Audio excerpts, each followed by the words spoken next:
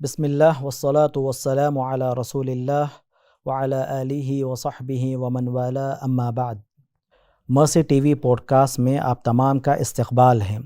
ناظرین مرسی T V کی جانب سے جو سوالات استفسارات ہم تک پہنچتے ہیں ان کے شرعی جوابات کتاب و سنت کی روشنی میں ہم دینے کی کوشش کریں گے۔ آج کا جو سوال ہے، کیا بارش کے وقت دعا قبول ہوتی ہے؟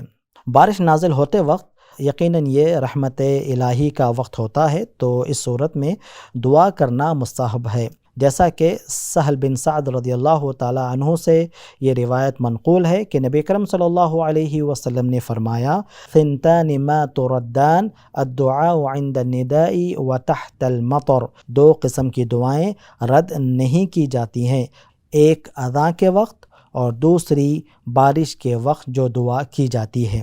اس حدیث کو امام طبرانی نے روایت کیا ہے اور شیخ البانی رحمہ اللہ نے اسے صحیح الجامع میں صحیح قرار دیا ہے۔ تو معلوم یہ ہوا بارش کے وقت رحمت الہی کا نزول ہوتا ہے، تو اس لیے یہ وقت دعا کے لیے مستحب ہے، تو ایسے موقع پر دعا کرنا چاہیے۔ ھذا واللہ اعلم وصلی اللہ علی نبینا محمد وعلی آلہ وصحبہ وسلم۔